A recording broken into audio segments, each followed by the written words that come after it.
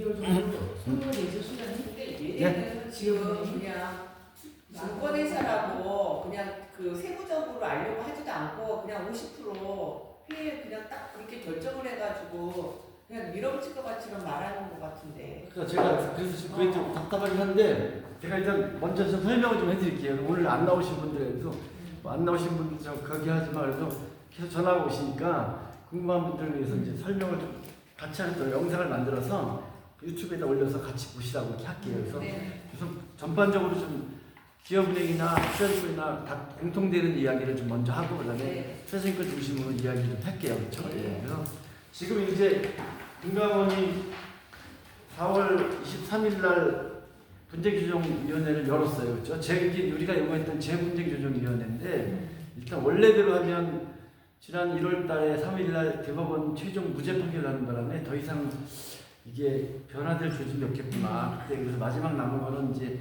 기업은행이랑 좀 이야기를 잘해서 뭐 다른 수단들 치유 대책이라든가 뭐 추가적으로 뭐 이자를 더 달라든가 뭐 이런 것들을 요구해야 되나 뭐 이런 고민을 하고 있는 과정에 그래서 하나 기대한 건 금감원 분쟁조정을 작년 국감에서 신장식 의원이 다그치면서 이복현이 금감원장이 하겠다 그랬는데 임기 말인데 할까 말까 했는데 마침 이래도 하고 가려고 6월 3일에 기가 끝나거든요. 이복현 금감원장이 끝나기 전에 해준 거. 근데 이 내용을 보니까 사실은 원래는 SEC로부터 그 엘리엇 강이 그 배임수 했던 거 42억 불, 42만 불, 6억 원 정도 받아먹은 거 그 부분에 관련해서 SEC로 미국 SEC 자료를 받으려고 했는데 결과적으로 자료를 못 받았다고 여기 써 있죠, 그렇죠? 보셨죠, 그렇죠?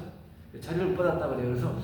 그래서 금감원에서는 뭔가 다른 대안을 찾아야 되는데 없으니까 시간이 없으니까 제가 보건데 이 내용의 행간의 의미를 보니까 그 대법원 판결문에 나와 있는 기초사실 관계를 보니까 2021년 5월달에 금융분쟁조정위원회 디스커버리 했을 때 기업은행 거 그때와 좀 다른 내용들을 감안해서 은행 쪽에서 판매사 쪽에서 그 공통적으로 이 부실 펀드의 부실이라든가 기초사장 부실 이런 것들을 잘 확인하고 안 하고 하는 것이 맞다라고 해서 추가적으로 10%를 더 줘라. 그렇죠? 10%를 더 줘라. 라고 결정한 거예요. 그래서 뜯어보셨겠지만 여기 기본 배상 비율 플러스 공통 가중 비율을 이제 은행의 경우는 은행은 10% 그렇죠? 그다음에 이번에 신용증권 있잖아요, 그렇죠? 신용증권은 5%더 주라고 결정을 했고요. 그 다음에 특이한 사항은 다른 증권사, IBK 투자증권은 이제 분쟁조정도 아직 안 열었잖아요. 그렇죠? 그래서 다른 증권사들에 대해서는 어떻게 할 거냐. 그래서 여기에 1페이지 보면 자녀 그 피해자들에 대해서 투자자 피해자에 대해서도 분쟁조정 배상 비율 산정 기준 여기 나와 있는 표에 따라서 조속히 자율 조정을 이루어지도록 할 계획이다라는 얘기거든요. 이게 뭐냐면 분쟁조정이 열지 않고 사적 화해로 분쟁조정 열기 전에 은행과 피해자가 만나서 증권사 피해자 만나서 같이 잘 합의해봐라. 이 표를 가지고서 이 얘기거든요. 또 뒤에 가면 그래서 3페이지에 가면 여기 보니까 자녀 분쟁조정 신청 건수가 신용증권을 제외하고 5개 판매사에 56건이 있다. 증권사 기준으로 다 포함해서 이렇게 있어요. 그래서 자녀 피해자라는 의미가 이제 그러면 IBK 투자증권을 포함한 나머지 증권사의 은행 피해자들, 그죠? 분쟁조정을 신청한 사람들에 대한 이야기를 하고 있는 거거든요. 그러면 그래서 제가 아까 김재규 상무하고 이해한 게 그 자녀 피해자에 대한 그럼 이 신용증권 기준으로 할 수 있다는 소리 아니냐. 자기도 그렇게 해석한다. 그래서 내부적으로 이번 회의를 해서 어떻게 할지 금감원에다 질의를 해서 그렇게 되는지에 대한 답변을 갖고서 하겠다라는 게 이제 아까 그 이야기예요. 김재규 상무의 이야기의 핵심이에요. 그래서 그러면 그것이 빨리 결정해라. 그런데 그걸 하기 전에 우리 기업은행만 거래했던 분들이 팔려가신 분들에 대해서 너희가 추가적으로 기업은행이 책임 분담해야 되는 부분이니까 그것들 감안해서 더 내놔야 된다. 제가 이렇게 주장을 했던 거예요. 이건 아시겠죠? 네. 그렇죠. 네. 그런데 이제 지난번에 그러면 2021년 5월 달에 2021년 5월 24일 했잖아요. 그때 분쟁 조정하고 지금 남아있는 지금 이렇게 되는 거예요. 그래서 이렇게 잠깐만요. 죄송합니다. 일단 그래서 그때하고 지금 어떤 게 달라졌는지를 좀 먼저 살펴보면 될 것 같아요. 그래서 크게 몇 가지 크게 두 가지 정도 있는데요. 첫 번째 뭐냐면 여기 보시면 아까도 교수님이 얘기하셨지만 이거 아니에요. 이거. 제가 잘못했는데 이거. 이게 뭐예요? 이게 그 아니 기업은행 거요. 예, 글로벌. 이게 요번에 옛날 거. 이게 언제 거예요? 2021년 5월 14일. 이게요? 그럼 이거는 이게 언제 기업은행 거예요? 거. 이거는? 이거 다른 거예요. 다른 거예요. 아니 이거 다른 게 아니라 이거 한 다음에 그렇게 조정이 되는 거예요? 아니. 이거 이게 다른 거예요. 다른 펀드예요. 아니, KB증권 거죠. 아니 그거 말고요 여기. 그러니까 KB증권 거잖아요. KB증권 거 말고요. 여기 있는데 어디 갔지? 이 JLF 거. 기업은행 여기 있잖아요 여기. 이거 이제 이거잖아요. 우리 거. 20%잖아요. 그렇죠? 자, 볼게요. 자, 이제 그 당시에 기업은행 디스커버리를 펀드를 두 가지가 있었는데 하나는 글로벌 채권 펀드가 있고 하나는 부동산 담보부 채권 펀드라고 있었어요. 네, 그래서 부동산 담보부 채권 펀드 15%를 했는데 나머지 뭐 설명 의무 위반 뭐 이런 것들은 20에서 40까지 부담권리 금지 원칙 위반까지 해서 쭉 있었고 거기다가 공통 가지고 있었는데 평균적으로 보면 우리의 기본 배상 비율을 기본 배상 비율이 보통 한 30% 정도를 넘지 못해요. 네, 30% 정도 최대가. 왜냐하면 부담권리 금지 위반, 부담권리에 대한 것들은 이게 초청하지 않는데 억지로 가입한 거, 우리 그런 사람도 있긴 있잖아요. 근데 그것까지 적용을 안 시켜요. 왜냐하면 이것까지 하게 되면 은행에 있는 PB들이 PB가 징계를 먹어야 돼요. 그래서 은행이나 증권사가 이것까지 부담권리 금지까지 하면 10%가 더 들어가야 되는데 기본 배상 비율에 이걸 안 해줘야 돼요.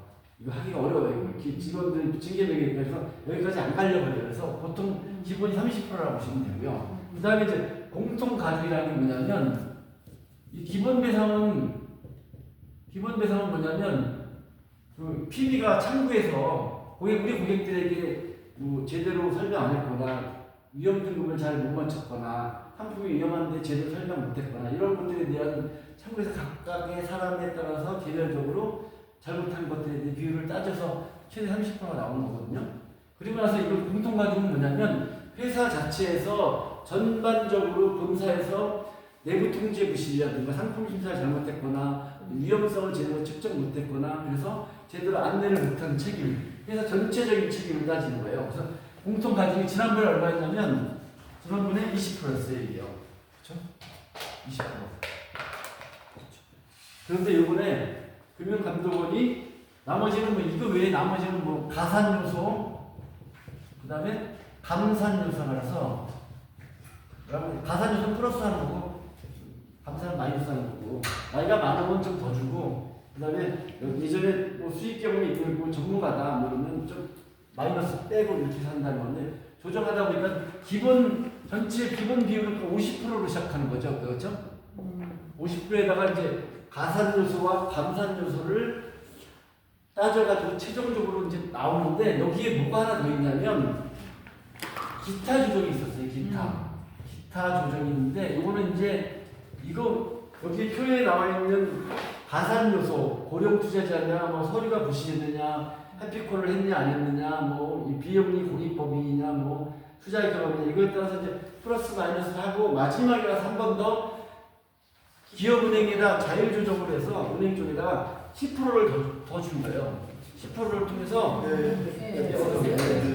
여기에 없는 것들, 이 가산 요소와 감산 요소에 포함되지 않았지만 은행에서 보기에 이분이 특별한 케이스로 뭔가 이 사람만의 또 억울한 사연이 있거나 있다. 뭐 그래서 주부였다든가 뭐 나이가 좀 젊지만 뭔가 금융식이 너무 없는다든가 여러 가지 이유가 있었잖아요. 그런 케이스를 정리해서 은행이 플러스 마이너스 10%를 더할 수 있게 원래는 플러스 마이너스 더할 수 있고 마이너스 할 수 있는데 10%를 줬는데 기업은행은 그래도 다행인 건 뭐냐면 우리가 그동안 열심히 투자하고 싸웠잖아요. 그렇죠? 그래서 기업은행은 그해 2020년 6월, 10월인가 그때 제가 이사회 회의록을 봤어요. 거기에 이 10%를 어떻게 할 것이냐에 대한 아는데 이 가능하면 10%를 우리가 다 드리자.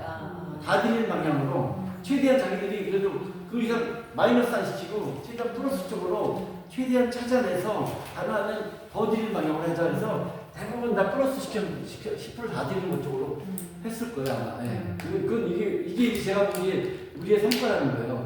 깎을 수 있었는데도 안 깎고 다 주려고 했으니까. 그래서 굉장히 그 디테일하게 내용을 다 봤거든요. 근데 그 요소들 지네들이 나름대로 다 계산해가지고 상황마다 더 할 수 있는 것들 지들이 머리 써서 다 만들어 놨더라고요. 그래서 그래서 김득희 대표나 다른 신장실장님들 같이 보면서 그나마 기업원이 여기는 좀 그래도 신경 써줬다 이런데 그래도 피해자들이 대체하기가 무서우니까 그래도 한 거다. 이건 당연히 우리의 성과다, 투쟁 성과다라고 보는 거예요. 10% 더 준 건.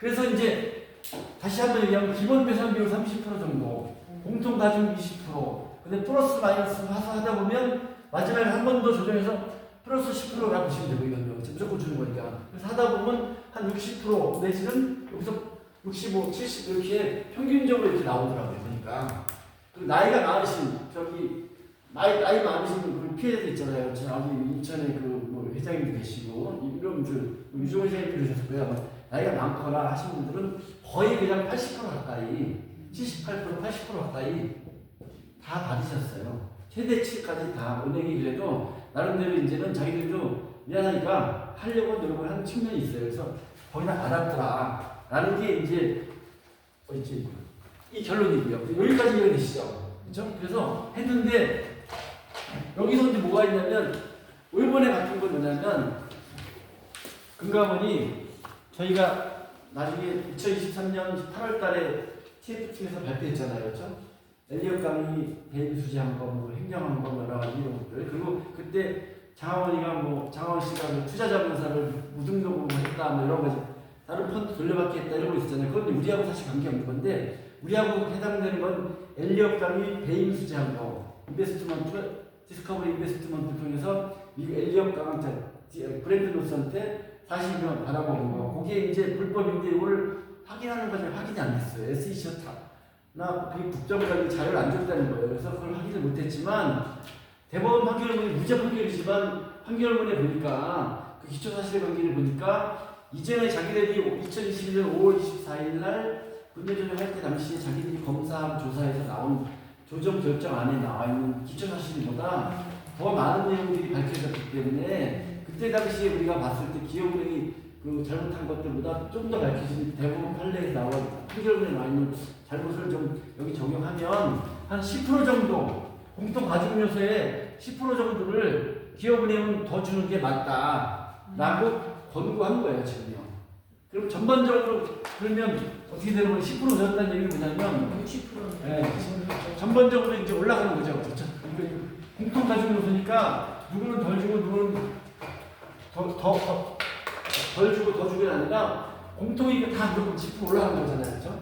무조건 다 주는 거예요. 그래서 실질적으로 기존에 이제 한 65% 정도 받았다 그분이 그러면 플러스 얼마죠?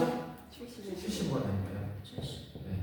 제가 알기로 우리 조수직 위원장님 같은 경우가 이제 좀 억울한 케이스였는데 70%가 좀 안 되셨죠? 70%죠? 네? 68에서 70 사이였던 것 같아요. 우리 조수직 위원장님요. 조수직 위원장님 사실은 부위원장이 당시 양심상 피해자들 우리 회원들인데 먼저 사인하는 건 좀 아닌 것 같다 보이죠. 그래서 그걸 의리상 버티고 계셨던 거거든요. 아직도 안 하고 있어요. 다 하면 마지막에 우리 위원장님 같이 하시려고 위원장님도 어려우신데도 버텨주고 계시는 거거든요. 그래서 했는데 이번에 얼마 전이면 한 78% 되시는 거잖아요. 그렇죠? 이렇게 되는 거예요. 네. 그리고 그런데 이제 이렇게 뭐가 또 특이한 점이 뭐냐면 이제 제가 금감원하고 싸워야 되는데 금감원하고 기업은행하고 싸워야 되는데 우리가 이걸 만나서 먼저 거에 보시면 이제 맨 밑에 보면 배상 비율 상한선이 있어요. 맥시멈 80, 미니멈 40만 있잖아요. 그렇죠? 이번에 표를 잘 보시면 미니멈, 맥시멈이 없어요. 없어. 맞죠? 네. 근데 금감원이 실수하는 애들이 아니거든요. 그렇죠? 실수하는 놈이 아니고 이번에 나온 것 중에 특이한 게 뭐가 있냐면 맨 밑에 상황이 없다고. 없어요. 없잖아요. 봐봐요. 없잖아요. 요건 또 못 봤어요. 봐보세요. 이 맥시멈 80, 미니멈 40인데 요건 또 없잖아요. 없어요. 그렇죠? 없단 말이에요. 그렇죠? 그리고 원래 우리보다 먼저 합의하시는 분들, 사인하시는 분들, 그렇죠? 원래 법적으로는 원래 파해 조정 종결 항목이기 때문에 그분들은 사실은 법적으로는 줄 필요가 없다라는 게 어떤 일반적인 판례의 기준이에요. 그런데 금감원은 사적 파이니까 선의에 의해서 저희가 한 거니까 여기 마지막에 나와있죠. 권리 의무 관계는 이미 이전에 합의하셨던 분들은 권리 의무 관계 종결됐고 거주 의무는 없다. 하지만 이미 원래는 뿐이라도 이번 배상 기준을 적용하면 그 사람들 억울하니까 기업은행이 적극적으로 검토해서 줘야 된다라는 권고가 아니라 분조위원들의 일부 의견이 있다. 분조위원들의 일부 의견이 있다. 라는 거는 강제하지는 못하지만 기업은행의 선의로 줘도 되지 않느냐라고 해서 내부 검토에 저희가 줘라라는 거예요. 근데 이것도 줄지 안 줄지는 기업은행은 보수적인 조직이라서 뭐 모르겠어요. 이사들이 또 반대한다는 것을 핑계 안 줄 수 있기 때문에 그래서 저희가 위원장님이랑 저희가 임원들이 기업은행을 만나야 돼요. 그렇죠? 빨리 결정해서 이거 줘라 요구해야 되는 숙제도 있고요. 그 다음에 미니멈 맥시멈이 없잖아요. 그렇죠? 그게 무슨 문제냐면 저는 주장하려고 해요. 상한선 80% 미니멈 맥시멈 이거 폐지한 거 아니냐? 기업 금감원이 없애버린 거 아니냐? 그러면 지난번에 최대 받으신 분 김 회장님이나 뭐 유 회장님 같은 분들 또 임만철 어르신들 노인들 있잖아요. 어르신들 그분들 80% 거의 다 받으셨거든요. 그래서 이분들 경우는 총 원금 기준 한 85% 정도에서 6% 받으셨어요. 원금 기준으로는 80%만. 그러면 이분들도 10%더 주란 얘기다. 이렇게 주장이 되잖아요. 그렇죠? 이 주장하려고 해요. 근데 뭐 기업은행 놈들은 자기들이 금감을 하기는 아닙니다. 80% 사라진 거 아닙니다. 뭐 이렇게 얘기했다 그래요. 금감은 과장도 됐다 그러는데 의원실 통해서 확인해 보니까 근데 제가 보기에도 이거는 금감은 이런 실수할 사람들이 아니거든요. 금감이 어떤 조직입니까? 그렇죠? 그래서 이걸 한번 위원장님과 저하고 생각이 같은데 이거 무조건 주장해야 되겠다. 우겨야 되겠다. 더 내놓으라는 거다. 그래서 자기 책임 원칙을 기존에 맥시멈 80일대는 자기 책임이 20%라는 얘기잖아요. 그렇죠? 그 다음에 이쪽에 은행 쪽 책임이 80%라는 얘기고 그렇죠? 이 얘기인데 이거를 10%를 더 올리면 90%고 자기 책임을 우리는 10으로 줄여준다는 의미랑 같은 거잖아요. 그렇죠? 그래서 한번 주장해야 될 것 같아요. 그렇죠? 예, 주장해서 갈 것 같고요. 여기까지입니다. 그래서 이제 예를 들어서 근데 하나 추가적으로 설명드리면 1억을 투자하시는 분들 따져볼게요. 1억. 그렇죠? 1억을 투자하셨다가 피해보신 분들 지금 제가 알기로 원금에서 회수된 거 그 디스커버리가 회수한 돈 그걸 어차피 여러분들이 알죠?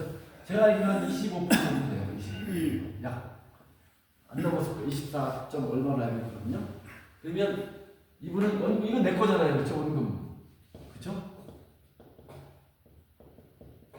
그럼 얼마죠? 75%잖아요. 그렇죠?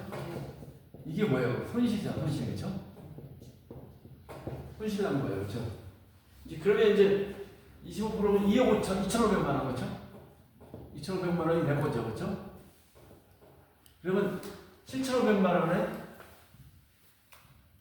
7,500만 원이 손실나는 거잖아요. 그렇죠? 네. 여기서 이제 예를 들어서 내가 배상 책임 비율이 이제 이거 거 다 적용해서 네. 다 적용해서 예를 들어서 80%다.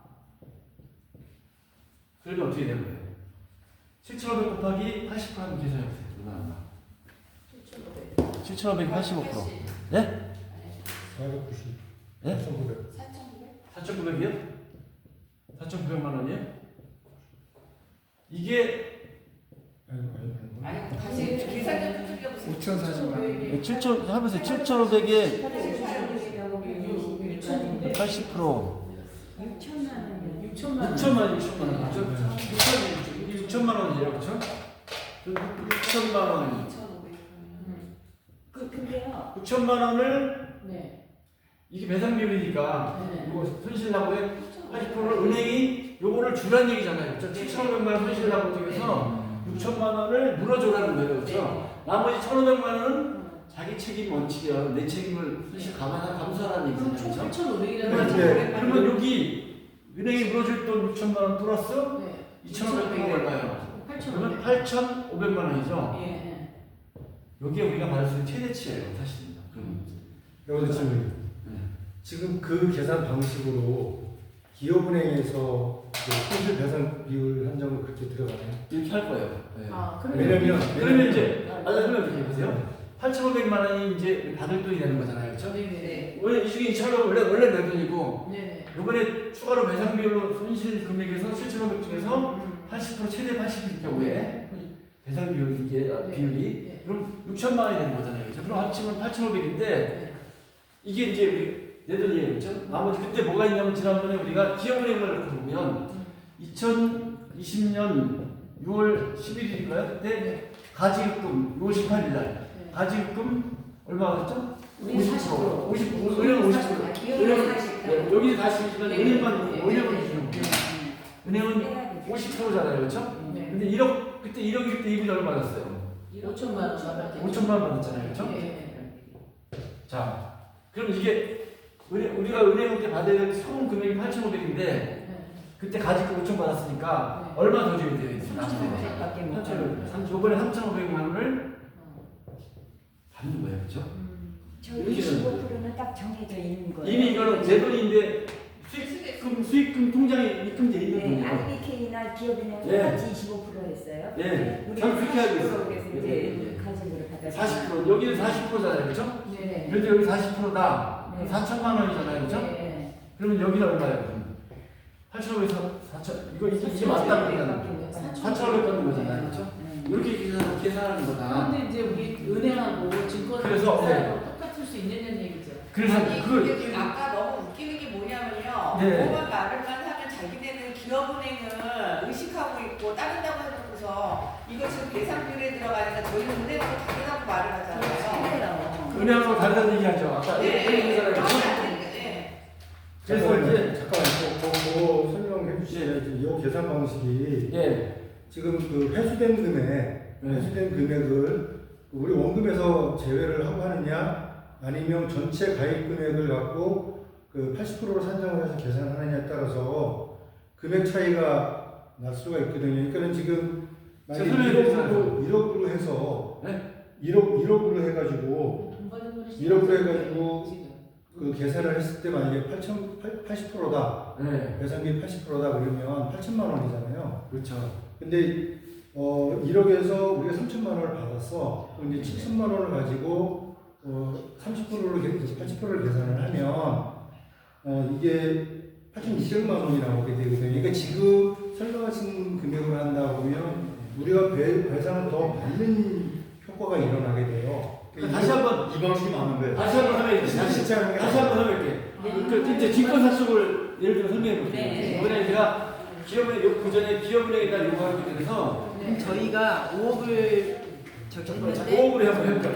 5억으로 계산해볼까요? 자, 기업은행에 이번에 나온 다음에 제가 우리 그 먼저 합의하신 분들하고 아직 아시는 분들 있잖아요. 그래서 기업은행한테 뭘 요구했냐면 우리 지금 이렇게까지 버티고 안 하신 분들은 더 받으려고 하신 분들을 그 잘못하면 지난번 배상비율을 했을 때 기준하고 지금 비용값이 안 나오면 이분들이 오해할 수도 있다. 정확하게 얘기할까? 예를 들어서 2021년 5월 분조기 열었을 때 하고 2025년 4월 23일 분조기 열었을 때 10% 더 주는 거잖아요. 그렇죠? 네네. 예전 이거 했을 때 우리 고객님이 이때는 몇 프로고 배상받을 금액이 얼마고 이거 이후에 나올 때는 얼마인지를 분명히 표로 비교해서 이때는 이거였는데 이번에 금감원이 10% 더 이렇게 나옵니다라고 수치를 볼 수 있게 알려줘라. 그래야 우리 고객님들이 오해를 안 하신다. 이렇게 해서 안내하라고 얘기를 해놨어요.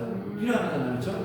그렇죠? 근데 실장님, 언제부터? 우리가 네. 처음에 돈 받은 거 신경 안 써도 되잖아요. 그러니까 네. 4천만에 5천만에 그러니까 지금 이제 신경 안 써도 돼요. 한번 정원 CMS랑 한번 계산해 볼게요. 제가 잘 정확하지 않지만 한번 해볼까요? 저희가 5억이에요. 그러면 40% 받았으니까 2억 200이 나머지 3억이 나요. 5억으로 계산해 이렇게 이력을 할까요? 이력을 할까요? 편하게 쉽게 할게요. 설명하는 거니까 나중에 이력을 옆에다 이용하면 되니까. 지방방송에 있으면 네, 말씀하세요. 이력을 천천히 해보자. 자, 우리가 1억을 가입하신 분이에요, 그렇죠? 네. 그리고 지난번에 가지고 얼마 받았죠?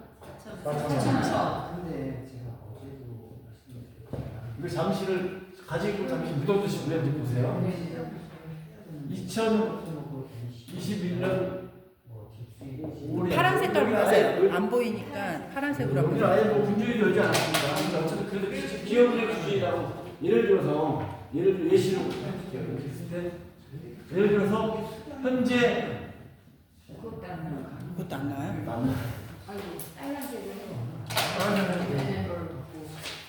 이때 총 회수된 원금에서 1억에서 회수된 금액이 제가 알기로 25%, 네. 25%좀 안 돼요. 25%라고 봐요. 얼마요? 2,500만 원 그렇죠? 2,500만 원이 이제 이건 내 돈이야. 여기 수익 통장에 지금 들어와 있는 돈이에요. 우리 돈이에요. 그렇죠? 네. 생각하고 그다음에 그러면 결과적으로 75%, 7,500만 원이 이 손실이잖아요. 그렇죠? 네, 손실이잖아요. 돈 날라가는 돈이에요.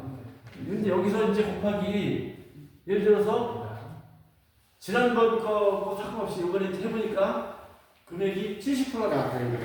손해 손실이 증권사는 왜 애들이 조금 나간다 50% 막 그러잖아요. 그러니까 사모님 왜냐면 전세 문제에서 왜 그런 얘기하면 증권사를 가서 피해를 본 고객들은요 일단 이 은행 고객들보다 좀 전문가다, 전문적인 지식이 있다라고 보는 거 있는데요. 그래서 증권사 피해 고객들은 은행보다는 좀 짜요, 기본적으로. 항상 그랬어요. 라이브 때도 그랬고요, 디스커도 마찬가지일 거고요. 그 다음에 요번에 작년에 홍콩 ELS 펀드도 은행 쪽인데 이거 증권사 쪽 답이 없고 은행 증권사 ELS 펀드 30평균 30% 받았거든요.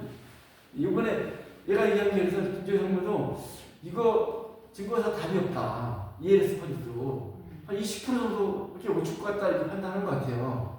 증권사 피해이기 때문에 ELS도. 근데 그래서 디스커도 마찬가지로 은행 쪽은 한 70% 줘도 아마 증권사는 시행증권도 이걸 5% 깎았잖아요. 공통가중 비용 10% 은행은 10% 주면서 증권사는 15%만 더 주라고 하듯이 차별성을 줄 것이다. 그래서 많이 못 줄 것 같다라고 얘기하는 거예요. 그래서 그렇다 하더라도 어쨌든 그래서 지금 현재 기준으로 나온 새로 나온 기준으로 70%가 나왔다.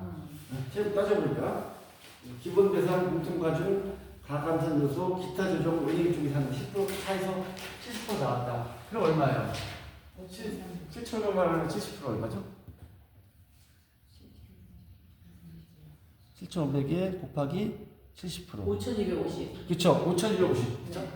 5,250만 원을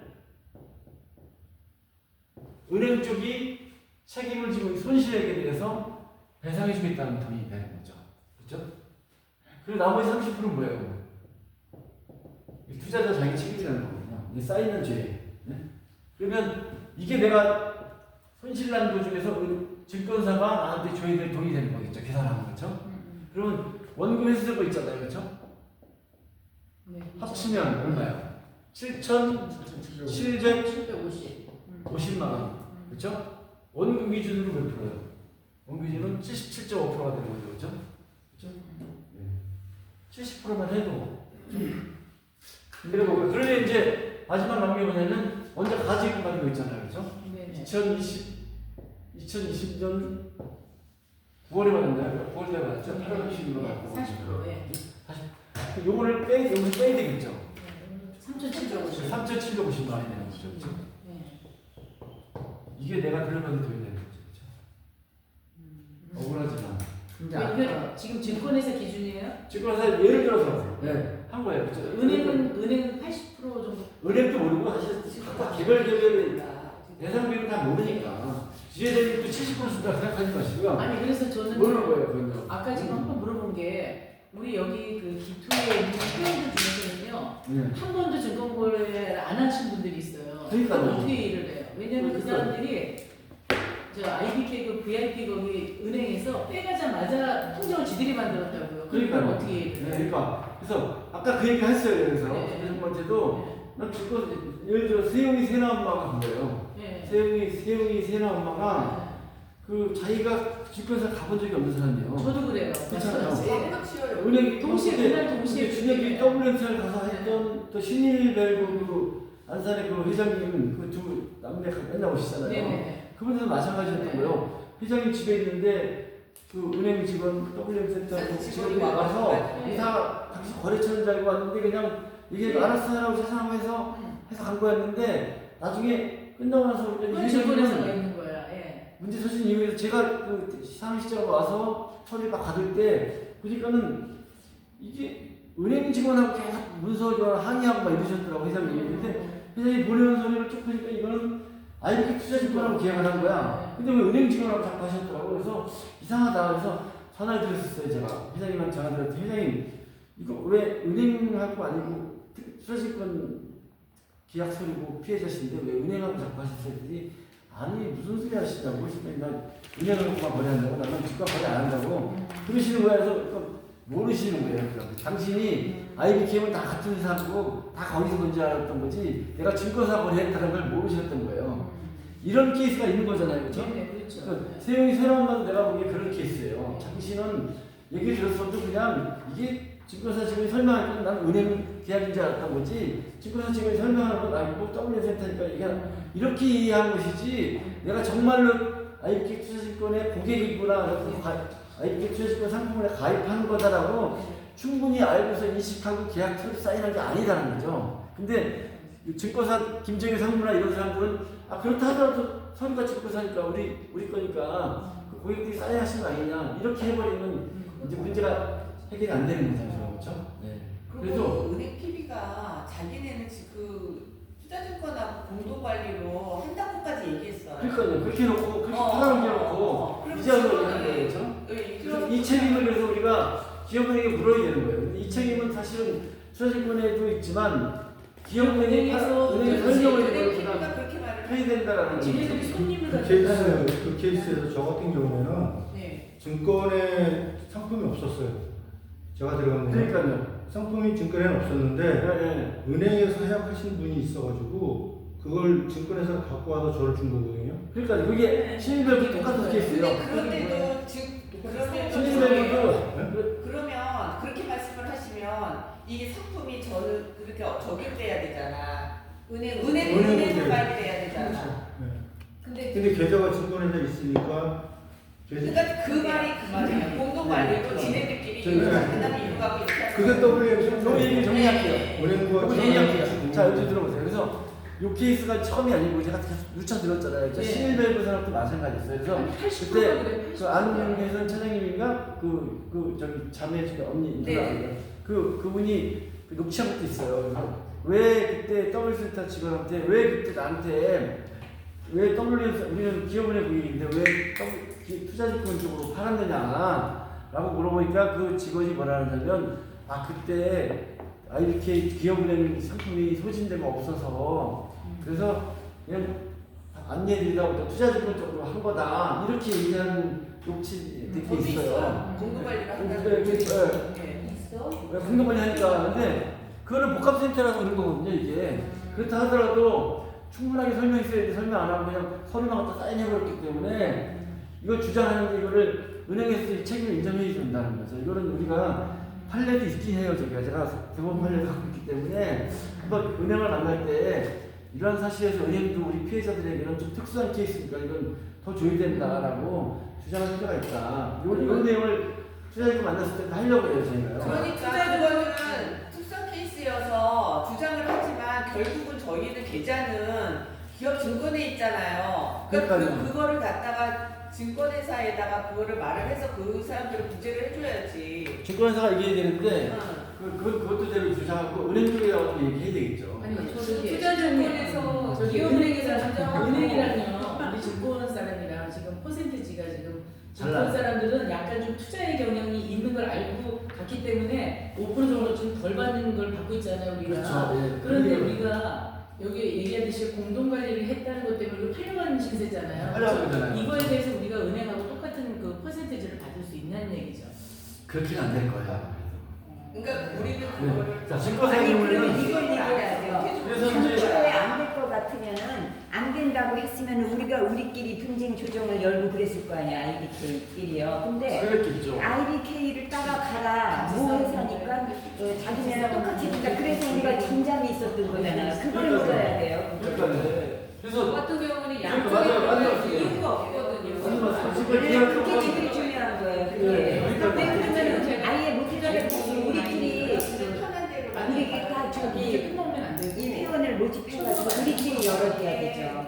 대상 이거를 전부. 그 지금- 지금 따라오라고 했잖아. 이렇게 추려질 거는 44명, 112명이라 그러잖아요. 네, 여기도 그렇게 하라고 근데 이제 그랬잖아. 아직 하나도 돌려받은 여기는 사람이 없죠. IBK는 기업은행은 합의해서 네. 가신 분들이 제가 보기에는 한 70% 좀 안 되는 것 같아요. 30, 기업은행 쪽은 한 30% 정도, 한 20, 30%는 아직 합의가 안 돼서 버티고 계시는 거예요. 그래서 우리랑 함께 계셨는데 투자자들 한 명도 합의 못한 거예요. 지금. 아니 IBK는 아무것도 합의가 오지 저는 않아요. 이거 실력을 아예 안 3초에 아예 잠깐만요. 줄수 있는 3초에 그래서 저기 여기 기업 여러분 참- 아니 제가 한 말씀 드릴게요. 잠시만요.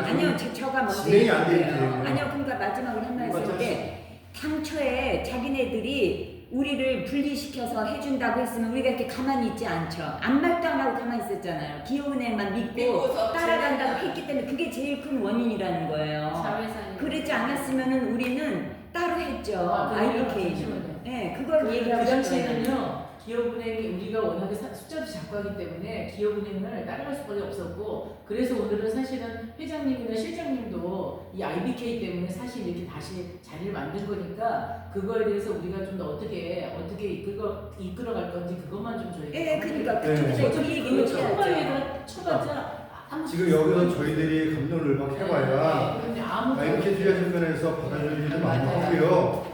지금 여기서 의견대를 수렴하는 실장님이나 내용은 회장님이 가서 한마디를 우리가 실장님이 이제 팔려간 신세 네. 이런 거를 자, 주장을 해서 그래서 5% 은행이라고 제가 마무리 좀 짓게요. 이거 이제 영상 끊으려고 하는데 이제 마무리 지면 어쨌든 그래서 우리가 좀 억울한 케이스잖아요. 그렇죠?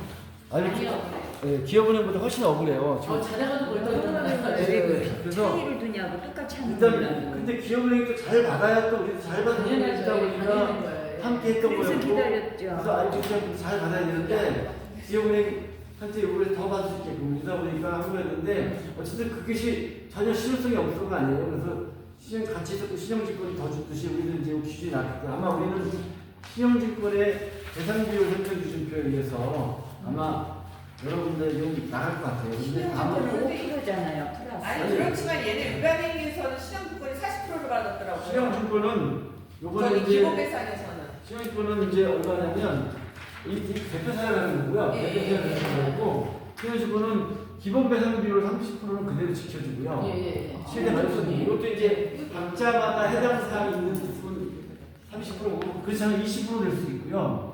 10%가 될 수 있어요. 이렇게요. 각자 왜냐면 이거는 적정성 원칙을 위반한 사람은 10%, 여기다가 설명 의무까지 위반해서 10% 더. 그다음에 부당 권유 적정성 20%. 그다음에 설명 의무 위반한 게 있으면 또 하나만 해서 20%인데 두 개가 겹쳤을 때는 30%예요. 무슨 다시 설명해 드릴까요? 예. 근데 신용증권하고 우리하고 좀 틀린 게 뭐냐면 잠깐 들어보세요. 우리는 기업은행이 자. 다르기 때문에 잠깐만. 이거 계산 비율을 한번 해보세요. 적정성이라는 게 있고요. 네네. 적합성이라는 게 있어요. 이거 뭐냐면 적정성은 뭐냐면 이 상품을 이 사모펀드는 회사가 먼저 걔한테 막 팔려고 영업해서는 안 돼요. 찌라시 뿌리가 이래서는 안 돼요. 근데 고객이 이제 이 판매청에서 팔려고 그러니까 내 고객들이 있을 거 아니에요. 그렇죠? 할 때 고객들에게 내가 이렇게 권유해서 어머니 사장님 이번에 이런 상품인데 한번 해보실래요? 그러면서 투자 상품을 주면서 이거 선택할 수 있게끔 투자 권유할 때 적정성 원칙은 고객이 내가 은행이 아니 증권사가 먼저 고객에게 권유한 경우는 적정성이라고요. 거꾸로 고객이 찾아온 거야. 은행 증권에 찾아서 나 나뭐 좋은 거 없어? 좋은 상품 한번 가입해볼게 라고 했을 경우에는 이거 적합성 원칙을 지키라는 거예요. 둘 다 마찬가지인데 이럴 경우에는 뭐냐면 고객의 점수를 따지는 거예요. 이 사람이 이 상품을 가입하는 위험을 중시하는지 뭐 안전성을 중시하는지 고객의 점수를 매겨요. 그래서 공격 투자형인지 그렇죠? 그다음에 적극 투자형인지 안정 중립형인지 안정형인지 이런 걸 딱 위험 중립형 이렇게 5가지 등급을 나눠서 점수를 매겨서 공격형 점수인 사람인지 따져보라는 거예요. 근데 그 상품이 가입할 때 두 번째. 공격형이 두 번째 뭐냐면 또 상품에 대한 위험이 있잖아요, 그렇죠? 네. 상품이 1등급부터 5등, 6등급인가요? 그래서 위험 등급을 매겨 상품이 이 상품이 굉장히 위험한 상품이다. 그래서 이거는 뭐 이게 1등급이다. 위험 한지 갑자기 생각나는 위험 1등급이다. 그러면 공격형 상품 이 점수 있는 사람들은 요것만 1등급만 가입할 수 있고 예를 들어서 적극 투자형은 1등급과 2등급을 다 가입할 수 있고 이런 점수가 있거든요. 이런 것들을 적재성 적합성은 이 창구에서 PB가 고객의 점수와 상품의 등급을 다 잘 맞춰 매치해서 여기에 맞게끔 상품을 잘 권유해라 이러는 거예요. 요걸 제대로 못 지켰을 경우에는 20%의 배상 책임을 물어주라는 거거든요. 근데 이거 대부분 해당될 것 같아요. 웬만하면요. 다 들어가. 그게 뭐 어디에 포함되는데 그 20%가? 여기 있잖아요. 이거요? 그러면 이거는 그런데 이 부분에 대해서는 그러면 증권이든 저기 은행이든 똑같아요. 다 20%의 똑같아요. 배정을 예, 했기 때문에 여기에 해당되는지 이걸 제대로 이해를 못한 경우에는 무조건 20%에 해당돼요. 근데 왜 그러냐면 이 상품 자체가 공격형이 아니라 위험급 상품이기 때문에 그거를 선택하지 않으면 이 상품에 가입할 수가 없었던 거예요. 그러니까요. 근데 이건 서류상으로는 그렇게 했지만 네. 사실은 구두상으로 한 건 있잖아요. 또. 걱정하지 마. 안전한 상품이에요. 네. 그래서 뭐 상품 이렇게 설명하고 있고요. 그다음에 이 사람이 내가 원하지 않는데 막 미국이 망하지 않는다. 이거 좋은 거라 이런 분들을 사실은 요건 이제 설명 의무 위반이긴 한데 그렇다 하더라도 요거 법원에서 보면 최소한 요건 추가 10%인데 여기에 설명 의무 위반은 이것도 요거 단독으로만 잘못했을 때 20%인데 요게 두 개가 겹쳤을 경우는 20%가 아니라 30% 이렇게 계산하거든요. 근데 그래서 사실은 30%를 부담 권유도 그래서 이제 기본 배상률 이런 식으로 해서 30%가 잡히는 거고요. 근데 이거를 갖다가 나중에 직원하고 저희하고 고객하고 거기 직원하고 면담을 해서 판단을 하나요? 거기 은행이? 은행에서 이제 우리가 여러분들이 나름대로 진술할 거 아닙니까? 그렇죠? 그러면 사실 조회하면서 또 기업은행이나 증권사에서 또 조사할 거야. 아마 써내달라고 이런 얘기 여러 가지 있는 그대로 내가 불리하고 내가 최대한 나한테 유리하게끔 작성하신 거니까 저는 이제 그럼 이게 유리하게 작성을 해야 돼요? 작성하고 그러면 자기네들 이제 판매했던 PB나 이런 애들한테 어떻게 유리할까? 서류 받고 있을 거야. 어떻게 하라고 대조해서 그다음에 이 비율을 따라 자기들이 은행 같은 경우는 그래도 비교적 그냥 고객이 유리한 걸 만들었는데 증권사는 내가 보기엔 좀 까다롭게 볼 것 같아요, 여러분들이요. 증권사는 원래 그러거든요. 그래서 했는데 여기서 이제 공통과 약간 기본 배상은 이렇게 계산이 되고 공통 가중 요소가 원래 옛날에는 얼마였냐면 20%였어요, 20%. 그렇죠? 네. 근데 20%였는데 요번에 시정 적극하면서 기업은행은 30%를 하라고 하는데 증권사라 이거지. 증권사는 이거야. 그래서 25%만 더 주는 걸로. 기존에 옛날에 20%였는데 여기 5%더 주고 10% 더 주는 거잖아요. 그렇죠? 그래서 증권사는 두 가지만 합치면 거의 한 55% 정도 기본 배상 비율이 잘 만들면 그렇죠? 여기다가 가산 요소, 감산 요소가 있기 때문에 플러스 마이너스가 있을 수 있는데 마지막에 이제 기타 조정을 여기도 증권사가 10% 다 내놔라 라고 기업은행과 기준에 견주어서 준해서 내놔라 이렇게 우리도 요구해야 되겠죠. 그렇죠? 그래서 아까 김재호 상무가 얘기하는 게 그런 거예요. 자기들은 그냥 50% 이렇게 주는 걸로 증권사한테 했다. ELS 그랬고 그래서 전체 아까 얘기한 게 70이 아니라 얘들은 50% 정도 얘기하는 거예요. 이놈이라고 하면 김재호 그러니까 김재호 상무님이 이 50%라고 본 거예요. 기업 증권사에서는 그러니까 7,500이 50% 얼마예요? 3,750만 원밖에 안 되잖아, 그렇죠? 그럼 아까 이거 합치면 얼마예요? 6,250만 원, 그렇죠? 전체 원금 기준이 63%밖에 안 되는 거잖아요, 그렇죠? 이것도 될까 말까 하면 이렇게 되는 건데 우리는 그러니까 지금 이걸 높여야 되는 거잖아요, 그렇죠? 그렇죠. 예상 70%가 아니라 한 70%까지 올리게 해야 되는 거예요. 그래야 결국은 70% 이상 80% 그거 받는 거예요, 그렇죠? 네, 그러니까 아까 김재희 상무는 보통 증권사는 이 정도로 보고 있는데, 그렇죠? 안 되죠, 말도 안 되잖아요, 그렇죠? 우리가 그러니까 만나서 설득을 해야 되겠죠. 그러면 여기에서 지금 말하는 신영증권에서는 부담권유를 들어갔더라고요. 기본 배상 비율에. 그 부담금은 뭐가 들어가는 거예요? 그렇게 따지면 아까 사실 직원들 뭐 저기 부담금을 우리가 사실 그렇게 뺐잖아요. 따지면 부담금이 아닌가요? 부담금을 넣어야 되는데 우리가 빠진 거예요 이게 지금. 그 신용주권에 이러는데 네. 기업 이게 대표 사례라서 모두를 다 관통한다고 보기 어렵고요. 그래서 그 신용주권에 사례를 보면 예. 써 있죠 여기. 수익 사실 단정적으로 설명했다. 그렇죠? 불확실한 수익률을 단정적으로 설명했다. 이게 이제 부담 권유 금지 원칙 일반에 해당 된다는거든요. 그럼 실장님 이런 거는 부담인데 이게 여기서 얘기하는 이런 불확실한 수익을 단정적으로 설명했다는 얘기는 뭐냐면 어떤 거냐면 종이에다가 4% 확실하게 딱 수익률 썼다거나 써줬거나 아니면 확실하게 녹취를 확실하게 원래 3.5%인데 4.1% 확실히 녹취록이 있다거나 우리 그때 통장이 네.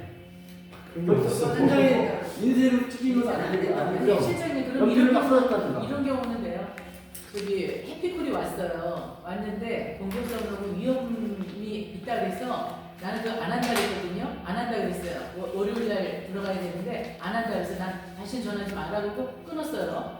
그랬는데 화요일 날 증권회사에 있는 직원이 찾아왔더라고요. 제 사무실로 찾아와서 그랬다 그랬잖아요. 아니, 찾아와갖고 빨리 해야 된다고. 통상적으로 그런 거니까 네. 그냥 전화 오면 예 하고 이제 동의한다고 대답하시면 돼요. 그래서 오케이 그러면 너무 믿을게. 네, 그러고 네. 나서 수요일 날 다시 풀이 왔더라고요.